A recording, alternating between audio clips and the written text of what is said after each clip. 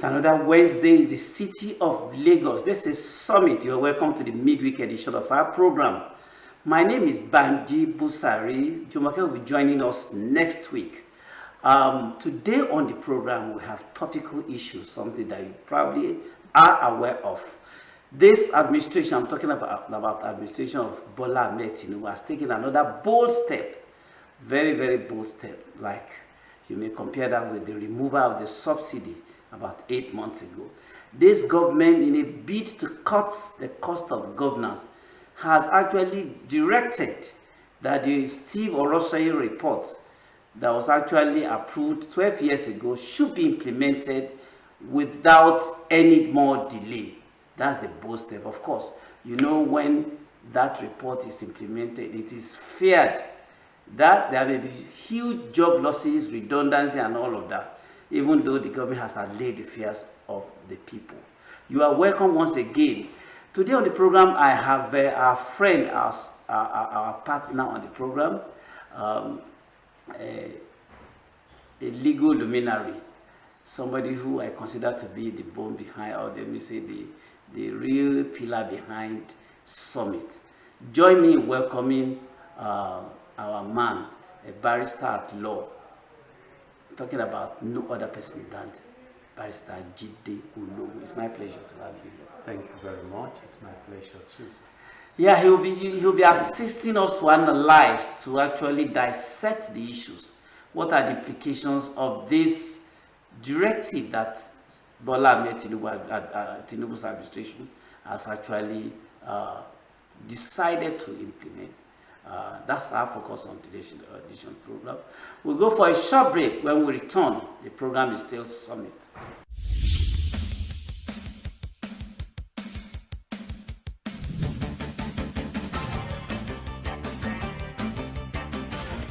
Yes, you're welcome back. We're looking at this administration, the Federal Executive Council's rising from its meeting 2 days ago. Directed that the Steve Orosànye's report that was approved by the administration of Goodluck Jonathan 12 years ago should be implemented. Succeeding administration, that's Buhari's administration, had also made attempts to implement, but this is one bold move that Tinubu has taken again, even though we still have so many implications, so many consequences of the removal of the oil subsidy at time. This government has decided to merge ministries, departments, and agencies, and even scrap where necessary. What's your reaction to that bold move? Thank you very much for the wonderful question. Just like when the president declared on the day of his being sworn into office, subsidy is gone. Again, the removal of fuel subsidy was something that had been in the pipeline.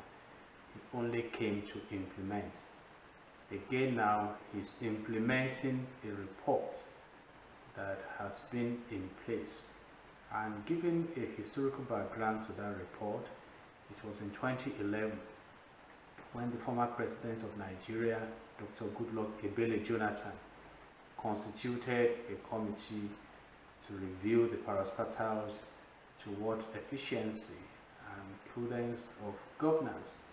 And that was headed by Steve Orosànye, the head of civil service. And this is a man who did very well in the private sector before crossing over to the public sector to become the head of the Federal Civil Service Commission, and he came up with some recommendations.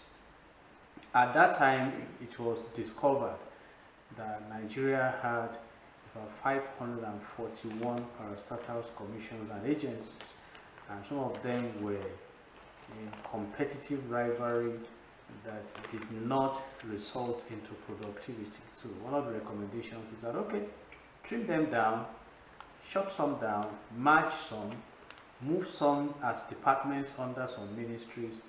And again, the team also recommended that subventions to professional bodies should be stopped so that funds can be available to embark on capital projects in the nation.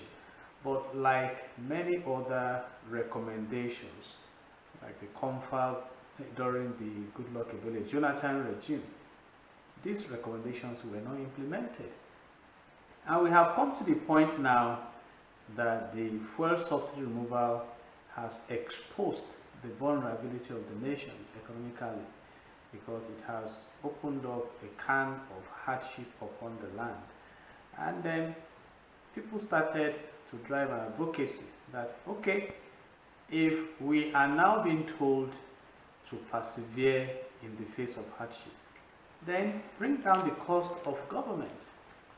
You see, and I'm of the view that that is what has informed the Federal Executive Council to say, as this matter is getting hotter, what can be done on our own side also, because we should recall that some protests have been ignited in some parts of the country, talking about Kano State, Oyo State, Niger State, Lagos State, about hunger and hardship in the land. So, and some opinion leaders have been coming out to express their concerns. The Sultan of Sokoto came out to say that it should be difficult to contain people if they choose to protest.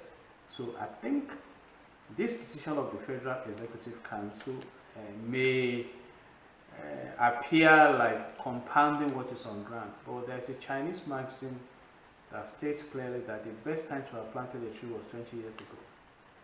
The next best time is now. If you look at some of these parastatals, definitely they are just multiplicity of duties. All right, and if you look at the cost of maintaining them, then there is a need to come to what you call cost effectiveness in project management.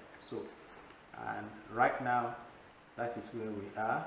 And then by Section 5 of the Nigeria Constitution 1999 as amended, the President is vested with the executive power to preside over the affairs of this country, and the Federal Executive Council, the support to implement and execute policies that will bring relief to the citizens. And in this season right now, I think we should also be looking beyond addressing symptoms and dealing with fundamental issues. And I think that is why the Federal Executive Council came out to say, okay, let's look at this report and see how it can impact on the cost of government in the country. And some of us are also saying that beyond implementing some of these recommendations, if you don't go after the cabals and the corrupt elements in this country and bring them to justice, they may also constitute a strong force to frustrate the efforts of the government. Now, the federal government, in a bid to convince Nigerians that this is a sure move to escaping some of the, depression, economic recession and all of that, said that if this recommendation is very well implemented, that the country stands a chance of saving up to 241 billion annually. Now, that's the sweet part of it. Let's look at the flip side. The flip side is that it is feared that huge job losses will occur and redundancy and all of that would actually take place aftermath this implementation. Do you see that way? Do you see the fact that government is eyeing a revenue shock of 241 billion annually, and then the other flip side, that's the job losses, redundancy and all of that? Absolutely, and those are inevitable variables, because definitely government is saying no, that there won't be job losses. You know how government communicates. Even in the presence of the apparent, there are still the promises that no. I mean, when the fuel subsidy was removed, nobody expected that the foreign exchange and the interventions in the forex windows, we come to where we are today. But I'm saying they are inevitable in the sense that there's what we call change management. You see, so if we have been doing the wrong thing, it's never easy to start doing the right thing. And let me give this analogy. Let's assume in a family you want to cook a pot of stew and you employ 5 house helps.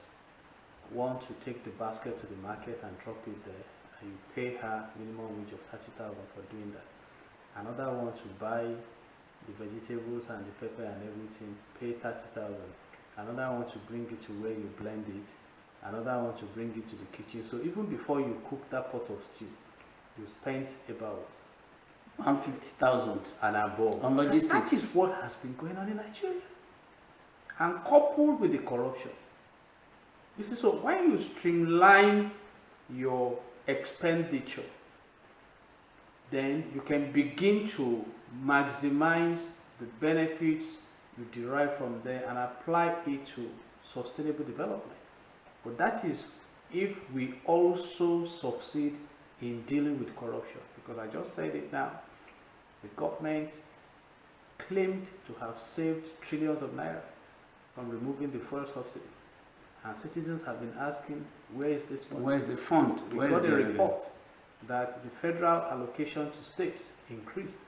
Governor Seyi Makinde of Oyo State came out to challenge the Senate president that justify the fact that you gave money to us. You see, so these are issues. So we need sincerity of purpose, we need integrity. It is true, economically speaking, and in business, that if you trim down your expenditure channels, you can save and have enhanced revenue. But this revenue and this savings, it depends on how you deploy them. So if we continue with the ostentatious living in the government circle and investing on recurrent expenditures that do not add value. For instance, some of us have been asking, why is it that we supply electricity to the Republic, Niger, and then is it Togo or so, and we cannot supply maybe good neighborliness factor, supply energy to the country to activate economic activities and bring goodly supplies to the people. So there are a lot of issues to deal with in this country, and I am of the argument that beyond all these efforts, if you don't clamp down on the wasters, these efforts will be wasted. Who are the oil thieves? Who are the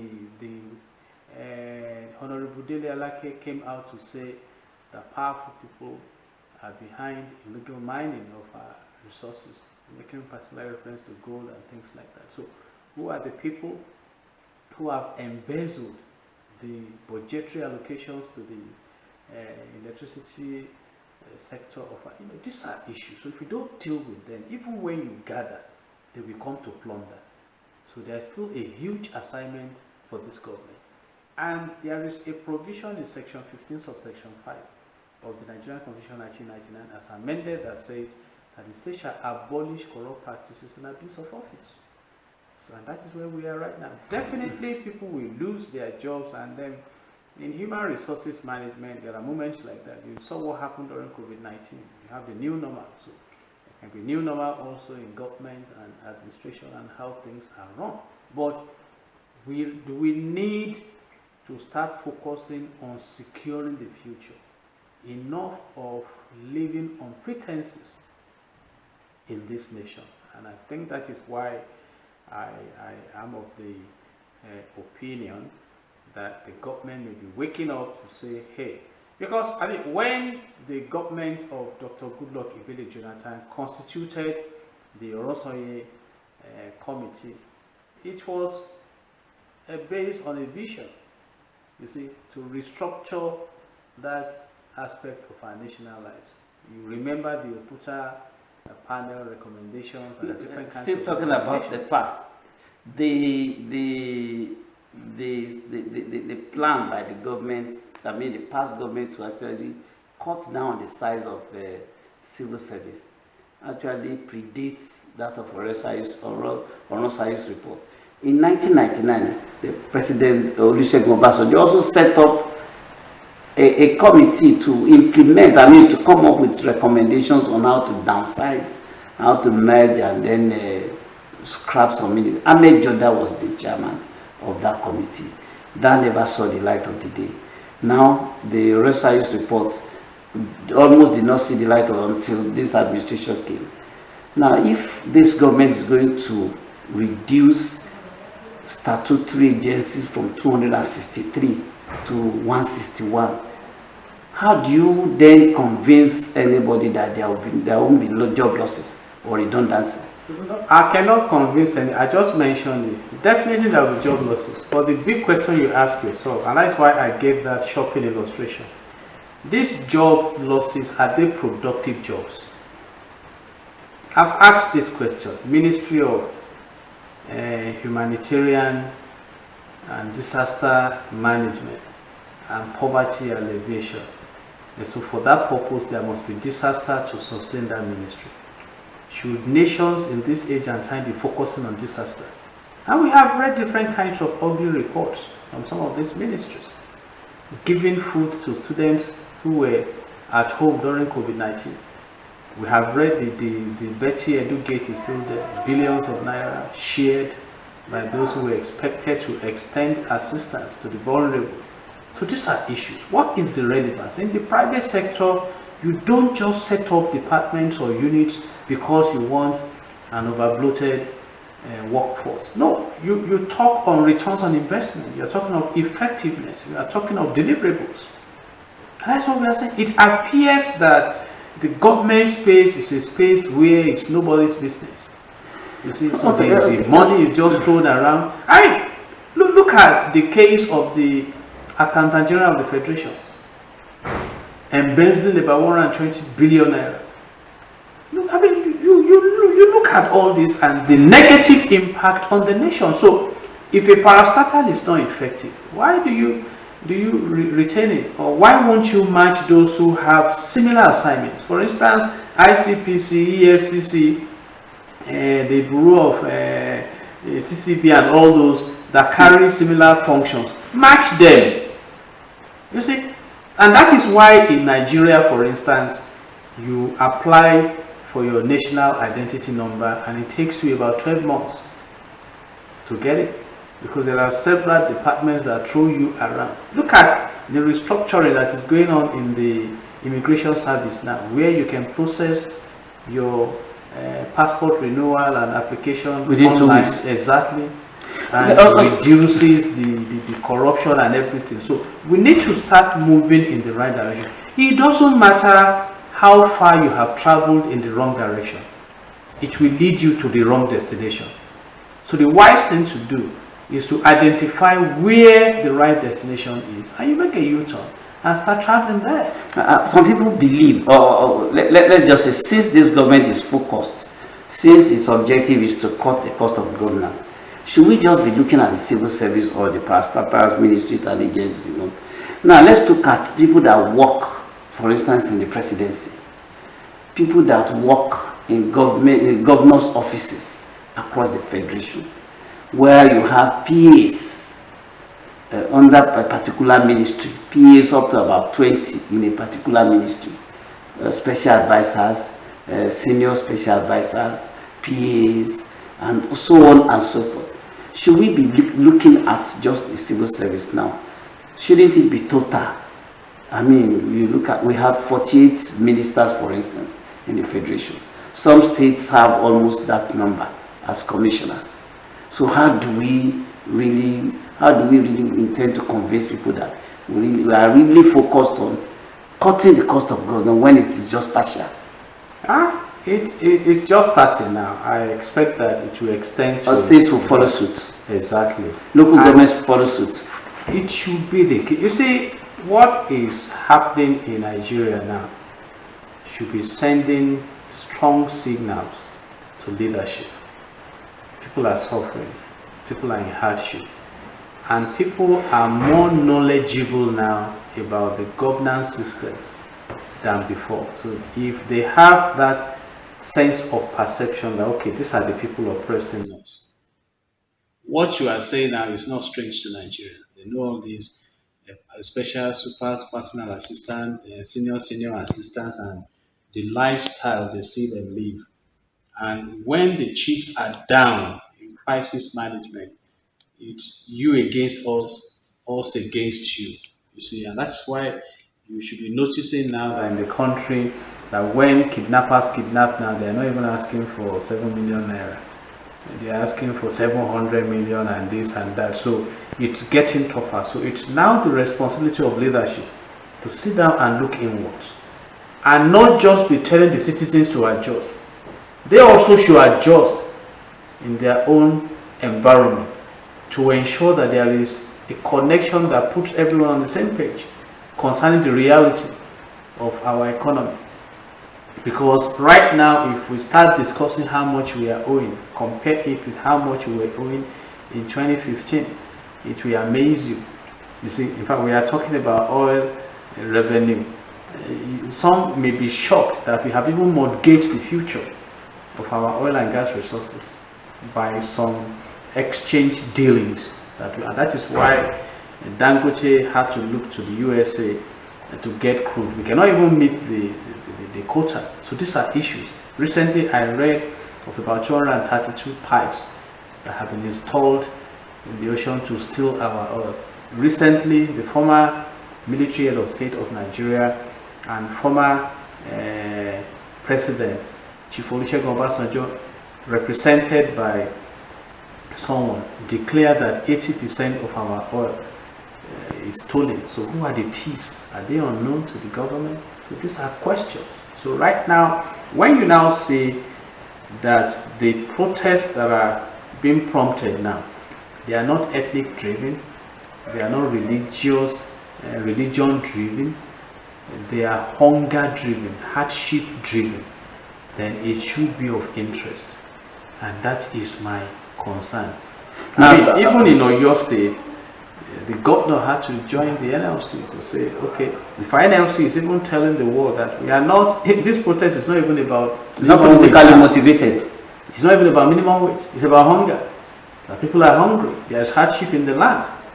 You see, and the governor said yes. He is joining them because of the hardship, but he will support the efforts of the government. So this is the time for the so-called government to rise up and begin to engage our challenges pragmatically. You just mentioned the case of the ministers, 48. You know, when the discussion was on about the SUVs that were purportedly given to legislators at the national level, I think one of them came out to say, why are people complaining that the ministers have two? And so 2 times 48. And you consider the pump price of fuel to maintain those vehicles. So you look at the cost of running government as against the cost of living in the nation. You must be bothered.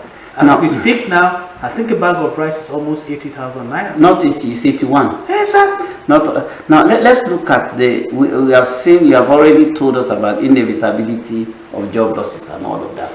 Now, what would you, in your own, critically speaking now, what in your mind would you suggest as the plans of the government to cushion the effects of job losses if it happens?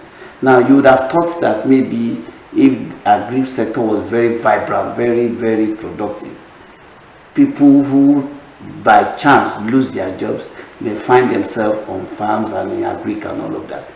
What do you think may be the alternative plan for people who lose jobs in the course of implementing this report? Okay, let me go back to the primary purpose of government. If you read section 14 subsection 2 of the Nigerian Constitution 1999 as amended, it says that the security and the welfare of the citizens shall be the primary purpose of government. Nigeria has one of the best arable lands in the whole world. So if the government can clamp down on insecurity, people will farm. And we produce food. Recently, the federal government came out to say there's a plan to export food, and people are saying, no, feed your citizens first. But with the bandits killing farmers, demanding taxes from them, then we are not helping that region. Even when we give metric tons of grains to farmers, Are they not going to plant it somewhere? You see, so you must ensure security. And in this country, I think we have almost 40 law enforcement agencies. Even if we imagine them, we are talking of effectiveness. How many pilots fly an aircraft from Lagos to New York? Not 75 pilots. You see, so that is what we are saying. It's all about effectiveness. Then you talk about welfare. How can you empower the business environment? Why is electricity impossible in Nigeria? Some of us are still asking that question. I think the first power station that was installed in Broad Street in Lagos or so was about 1898 or thereabout. So what is happening to us? Who are the wicked ones frustrating that project? Grid will collapse.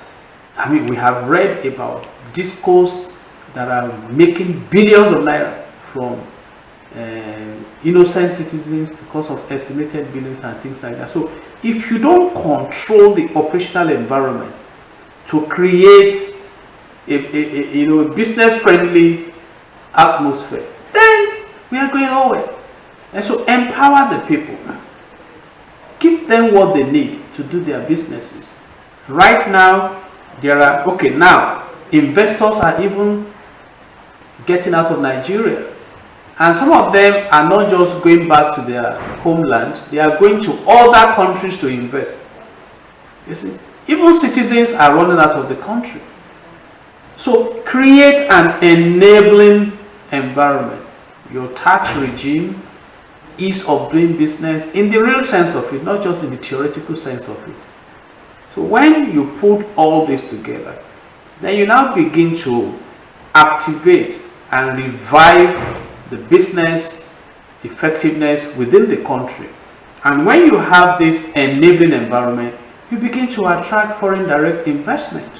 You see, I commend the efforts of the President and Commander-in-Chief of the Armed Forces going to some countries of the world to say, hey, we have potentials here. The Vice President also, I think, was in Switzerland or so, to market the potentials of Nigeria. Yeah, it's good to go and market the potential, but you see, the best bet is to create that magnetic, enabling, and attractive environment. You don't need to go and beg investors. Investors want to invest in Africa. Look after they want to invest in Nigeria. Sought after. I asked myself, what prompted the UK to come and colonize Nigeria? Because of our resources.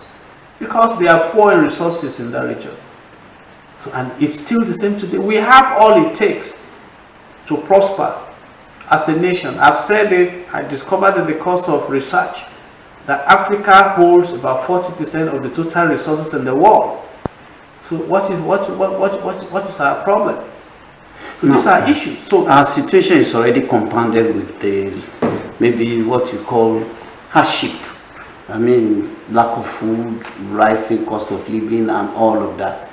If this is implemented as recommended, do you not think our problem will become too critical for government to handle? There are already protests on the roads, in towns, in cities, and you said those protests are highly justifiable. When people are thrown out of job in their prime, do you not think this will bring about untold, or let me say, serious consequences on the nation? You know, there is this saying that a critical problem requires a critical solution. I've said it. Okay, let me ask this question. Where has palliative intervention taken us in Nigeria? Trader money distributed. What came out of it?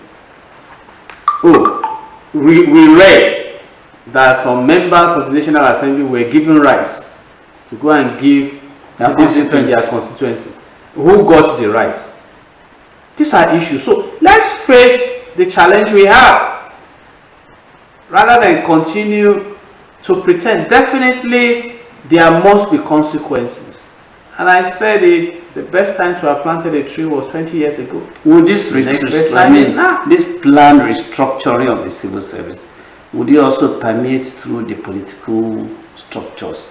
For instance, we are saying that the budget of the National Assembly is like a third of the budget of the nation. Do you see a way out of that too? I mean, solution from that too? I'm not holding brief for the National Assembly, neither am I holding brief for the executive arm. But you see, I made a statement here. When the battles are open, those who are attacking know who to attack, because the perception is out there already. So they know who earns what, even when they are denied. They see their lifestyles, how they drive around flamboyantly and everything. And when you allow the survivor's mentality, then you come to the point where dog eats dog. And that is the danger there. That will be mayhem. Mayhem is relative.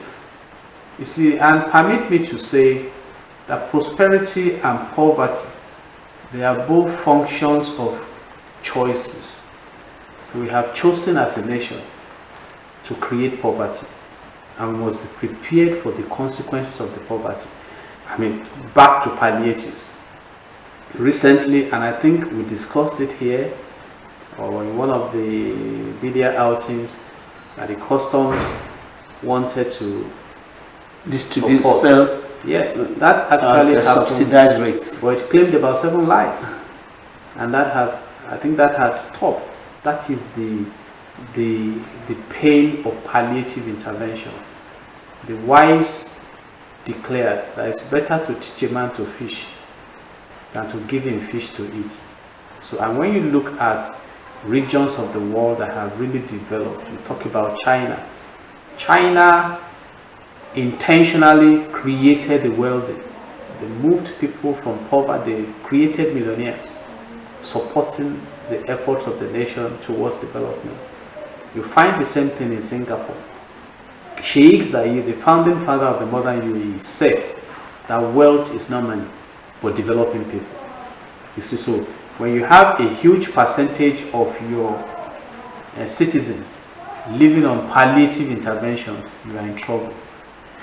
And that is a big one that I want us to consider. So what has happened to this country, and we cannot have an enabling environment. Nigerians are very resourceful.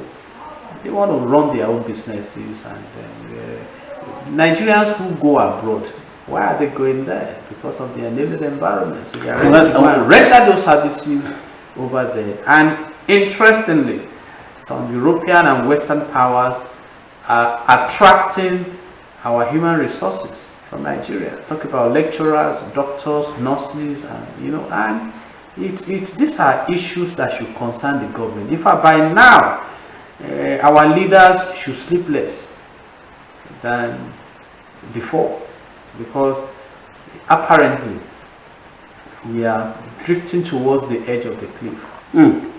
So as we custom on this edition of the program, let's say, if you had a one-on-one with the president, how would you advise him to go about the implementation of this? In one whole fell swoop, or at the emphasis? It should be bold, courageous, express sincerity of purpose, and identify those who really want to frustrate these nations. There are people benefiting from the woes of this nation, and if they can be dealt with the long arms of the law, there should not be sacred cows, because at the end of the day, whatever happens will be documented under his name as the President and Commander-in-Chief of the Armed Forces. It's so interesting that after former President Muhammadu Buhari left office, we are hearing about books that are written to express why something was not done, why this was not done. That is not leadership. You see, when you are there, do what should be done. And all that should be done to move the nation forward may not be sweet or palatable because of where we are coming from. And then it's quite interesting that a big opportunity is there. And let me tell my President and Commander-in-Chief of the Armed Forces, Nigerians have sacrificed so much for you, sir. They conceded to that removal of subsidy, subsidy, huge one.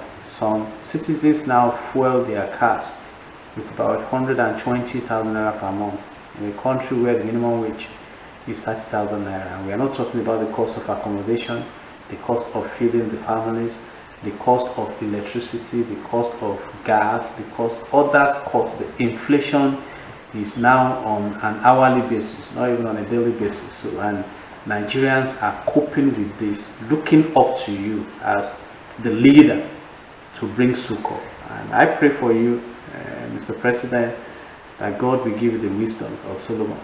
Our president has always said that he feels the pains of Nigerians. This is another, maybe probably an inevitable step towards solving the economic issues in this country. But I know that the price of development, of growth, of advancement in any country, the prices are always very huge. Maybe the prices is what Nigerians should also be ready, be prepared to actually pay now towards snatching this country from those who have held us to the ground over the years.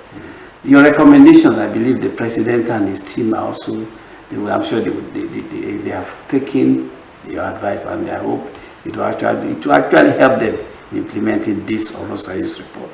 We can only wish the president the very best as he struggles, tries to move the nation forward. Let me use this opportunity to thank our guests for your wonderful thoughts on this edition of the program. Thank you very much as usual. You've always been our backbone. Thank you. My guest has been Barrister Jide Ologun, a public affairs analyst and development expert, should I say? Well, that's our package today. That's the first segment of the program on Summit. We are transiting to yet another edition, another segment of the program where we focus on the developmental strides of the administration of Governor Babajide Olusola Sanwo-Olu in Lagos State. He's been doing so much for this state, and our own part is to actually support him to bring the information and those features, those projects to your screen, so that you also key into them. That's our package today. My name is Banji Busari. See you again next week. Bye-bye.